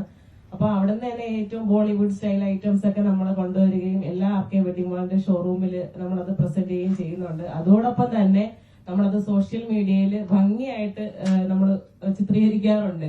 അതിന് പിന്നിൽ പ്രവർത്തിക്കുന്ന വേറെ ആരുമല്ല, 2 വ്യക്തികളാണ്. ഒന്ന് എന്റെ ഹസ്ബൻഡ് നവാസിക്കയും അതുപോലെ തന്നെ എന്റെ ചേട്ടന്റെ മകനായ റാഫി സാറുമാണ്. അപ്പം അതുകൊണ്ടാണ് ഇത്രയും മനോഹരമായിട്ടുള്ള വീഡിയോസ് വരുന്നത്. ഓരോ കസ്റ്റമേഴ്സ് വരുമ്പോഴും അവരുടെ നീഡ്സ് മനസ്സിലാക്കി അവർക്ക് പ്രോപ്പർ കൺസൾട്ടേഷൻ കൊടുത്തിട്ട് അവരുടെ ഫിസിക്കൽ അപ്പിയറൻസും കളർ ടോണും ഒക്കെ മാച്ച് ചെയ്യുന്ന രീതിയിലാണ് ഓരോ കോസ്റ്റ്യൂംസും ഡിസൈൻ ചെയ്ത് ഞങ്ങൾ ഡെലിവർ ചെയ്യുന്നത്. അതുകൊണ്ട് തന്നെ അവർക്ക് കസ്റ്റമേഴ്സ് അത് സാറ്റിസ്ഫൈഡ് ആക്കുന്ന നമ്മൾ ഷോപ്പിൽ നിന്ന് ഇറങ്ങുന്നതും. പിന്നെ ഞങ്ങൾ വേൾഡ് ട്രെൻഡ് ഫോക്കസ് ചെയ്യുന്നുണ്ട്. ഞങ്ങളുടേതായിട്ടുള്ള ഡിസൈൻസ് ക്രിയേറ്റ് ചെയ്ത് ചെയ്യുന്നുണ്ട്. മഴയുമായി ബന്ധപ്പെട്ടൊക്കെ ആശ്വാസ വാർത്തകളാണ് ഇന്ന് കേരളത്തിൽ അങ്ങോളം ഇങ്ങോളം നമ്മൾ കണ്ടത്. എന്നാലും ജാഗ്രതാ നിർദ്ദേശങ്ങളൊക്കെ ഇപ്പോഴും തുടരുന്നുണ്ട്. ഒരുപാട് ജില്ലകളിൽ ഇന്ന് വിദ്യാഭ്യാസ സ്ഥാപനങ്ങൾക്ക് അവധിയുള്ള സാഹചര്യവുമുണ്ട്. എന്തായാലും എല്ലാവരും സേഫ് ആയിട്ടിരിക്കുക.